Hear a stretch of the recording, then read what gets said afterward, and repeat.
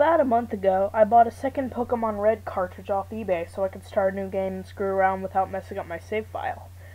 As soon as I compared it to my old one, I knew it was either a bootleg or produced somewhere else. You can see in the picture how the sticker doesn't fit the front of the cartridge, and the red plastic is cheap and almost see-through. When I started up, it only had one option, New Game, and unlike the well-loved cartridge I've been using, it didn't have any wear marks from being inserted into the GBC or anything indicating it had been used. Well, what the heck, I figured. I'd poured plenty of money into the franchise, and one bootleg copy wasn't going to kill me.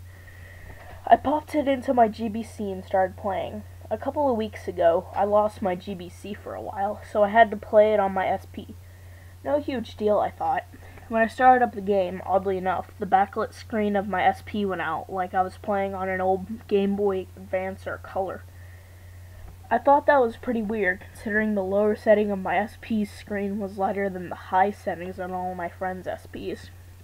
As I took good care of it, and it was unlikely that the backlight would be going out anytime soon. But as soon as I switched to playing Sapphire, the screen lit back up. I played my other Red on this SP plenty, and it never dimmed for an old Game Boy game, so I just attributed it to the game itself being poorly made. About now, you're probably wondering when I'm going to start telling you about how they were unknown my party and the buried alive guy in Lavender Town started eating my player character. Because any pre-owned bootleg game story is bound to be some creepy hacked crap. Well, it wasn't that simple. I played through Lavender Town, the Pokemon Tower, all of that, and nothing unusual happened. I didn't go mad from the music and feel suicidal. My Pokemon never turned white and started crying tears of blood or anything like that.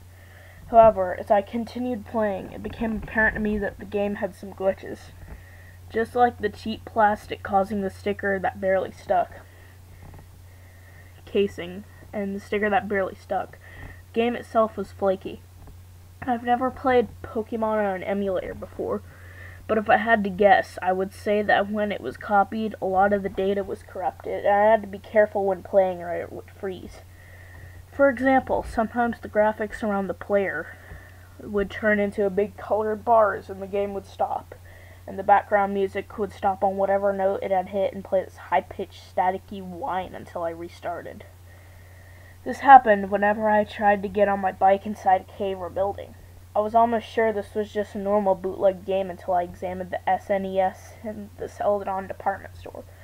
Don't judge me, but being a Red fanboy, I've always liked when the game said things from Red's point of view, like how he says, "Dad would like this," when you examine the SNES, or "I should get going" when you examine the TV, since you never get to see the player say anything, to the point where, as a joke, the developers made Red say nothing more than ellipses when you counter him in gold, silver, and crystal. Anyways, when I examined the SNES where Red would normally say, "Dad would like this," instead I saw the text, "Where is Dad?" I examined it again, and the same thing. I kinda laughed it off, thinking for some reason it was poor translation. In the back of my mind, I was kinda hoping for a hack game, because hey, if I got some screen caps and posted them on 4chan, I'd be able to at least kill an afternoon laughing about it. I went to the next floor, then went back down and checked the NES again. To my surprise, the message had changed. Now, Red said, "Who created me?" At this point, I was pretty sure this had been added in by some hacker, and I thought that was kinda awesome. Heck, Red finding out he was really just a video game character, that's pretty funny.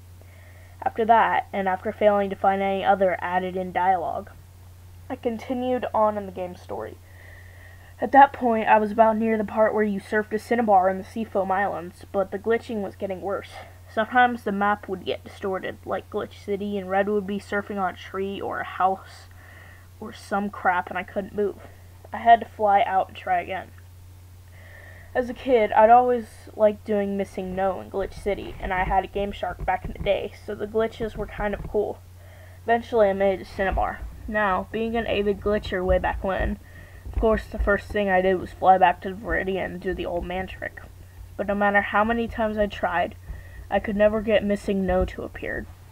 I thought maybe the ROM had been edited to prevent glitching, That clearly wasn't the case, as the thing had more bugs than the Freudian forest. Instead, when I entered the Pokemon Mansion, I was greeted by the following text window. "Nice try, Red." It was obvious that where Red was the name of whatever you named your character. What freaked me was Red in all caps as the speaker. At this point, I know I had to have an edited game. The player was telling me, "Nice try," after I'd failed to do a missing no. The game froze then, and I restarted. I haven't saved before I tried the missing no glitch, but when I turned the game on again, I was back in the mansion, exactly where the window had popped up. I could move again, so I went ahead and played through the mansion. Call me a loser, but despite my excitement, I was scared, so I played slowly and with all the lights on. I was still playing on my SP, and the internal light still didn't work, so I used that as justification for me being a massive loser. Things only got weirder. After I left the mansion, I got a message. "Ding dong, time's up, your safari game is over." Having done Glitch City in the past, I knew this happened whenever you flew out of the safari zone. As expected, I was outside the safari zone next to the gate next to the time I hit A, and the attendants asked me if I got a good haul. I had an immense feeling of foreboding when I went to leave the gate, scared I'd be in Glitch City or even worse. I had a flyer, but you have to understand, this is all a little unnerving. Instead, I was in Pallet Town, but there was no music, nothing. Another text window appeared. Read, "This isn't where I'm from. I've been lied to." I couldn't move my player after that, so I went to reset, but something stopped me. Instead, I opened the start menu and went to fly the heck out of there, but to my horror, Pidgeot I used to fly wasn't there. Just my Blastoise, Exeggutor, Kadabra, Mew, and Kangaskhan. In Pidgeot's place was a level 16 Raticate with 1 HP. It was poisoned, but I checked its stats, and it had the OT Blue and new Hyper Beam, Quick Attack, Glare, and Skull Batch. I don't even know if Raticate can learn all of these moves. I've heard that Gary's Raticate died in the game, but I had named my Gary, well, I can't say that, in this game for a few laughs. I guess the OT name Blue came from the fact that Blue is the opposite to Red version. Maybe, like, it was supposed to have come from, like, a blue cartridge. I know Rattata doesn't evolve till level 20, so this was a pretty obvious hack. I had some antidotes and potions in my bag, so I figured, what the heck, I tried to heal it. But when I left the Pokemon menu, the entire start menu closed, and I couldn't open it again. I tried walking, and this time I was able to move. I took a few steps, forgetting about the poison until a box popped up again. We killed it. At this point, I was getting a little freaked out. I went to my party and Raticate wasn't there at all. Neither was my Pidgeot. The slot was empty. I closed the menu and tried to move again, but nothing. I didn't want to turn the game off in case it somehow saved again, so I kept trying to move before remembering that my Kadabra still knew teleport. When I hit start, nothing happened. I kept trying to move, but I couldn't move. No, Red wasn't letting me move. This happened to me. Why? At that point, I just shut off the game. I took the hacked Red version out and put in Fire Red. Like with my old game, I'd named the player Red, and for some reason it still kinda scared me. I started up, and to my horror, the screen was still dimmed. I hit continue on the main menu, but when I tried to open my game, I got the message saying that my save data had been lost or corrupted. And when I started the game froze, with the music just being a staticky whine. At this point, I was really desperate to play some Pokemon, where no weird crap was going on.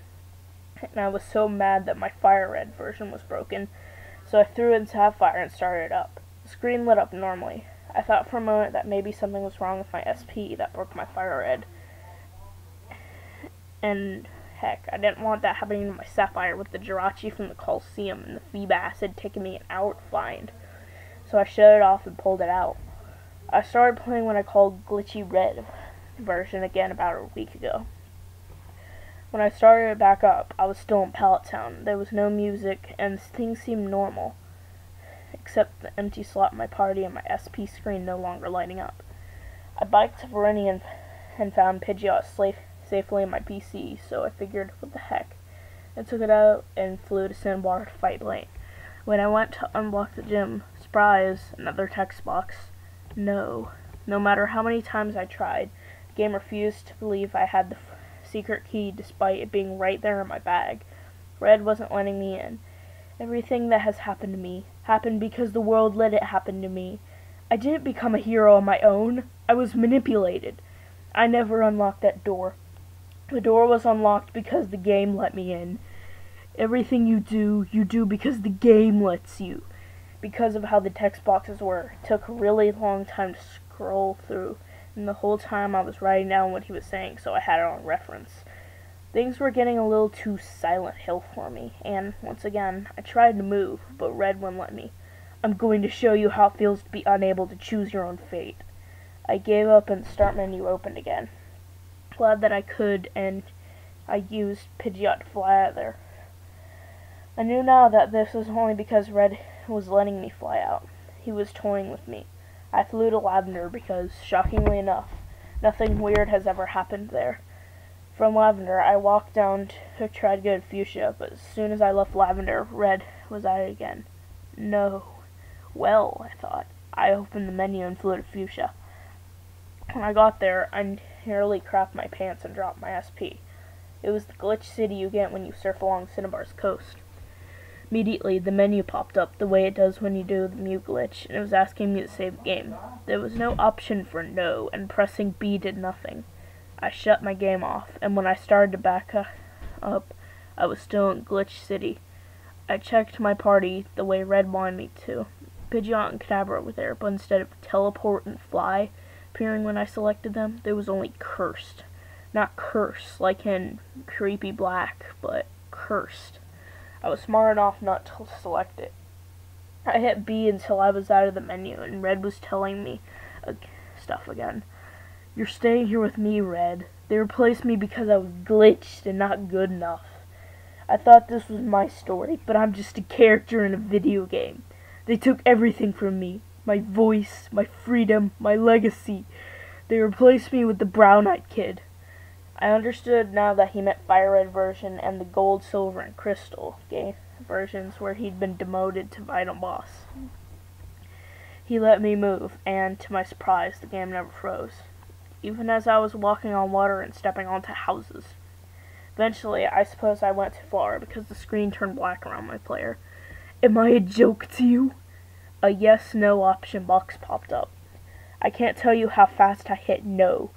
Then why do you do these things to me? Why do you corrupt my world and show me glitches that are meant to be? Why do you want to hurt me with missing no? I never wanted to hurt Red. It was just for fun. The game had bugs, and we've all just exploited them for fun, right? Why did I have to die? Just because I'm a hero? I shut my game off.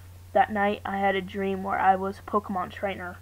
The player from Fire Red, who I will never again think of as Red. I was being chased by a white pale body. While I can't feel pain in my dreams, the pale figure eventually caught me and ripped at my chest and sides with its nails. The last thing I saw before I woke up was the face of my attacker. A little boy with bright red eyes, black hair, and a red and white hat. For the next few days, when I played, it was because I had to. I was trapped in the blackness because Red refused to let me go. Because he was forsaken and forgotten, left just to be abused by players who had come back out of nostalgia and to exploit the bugs. Because I had played so much, I almost always had a headache from the high-pitched noise the game makes. I had to call out of work sick. I could never move, but I found comfort in staring at the screen with the black background of my player. Red didn't say anything to me. I couldn't play Fire Red again, even though it worked on my DS. Yesterday, I finally got to Mount Silver on Heart Gold, and I couldn't bring myself to battle Red. I don't know what he'd do to me if I beat his replacement. Would he be angry? Happy? Would his defeat put his spirit at peace?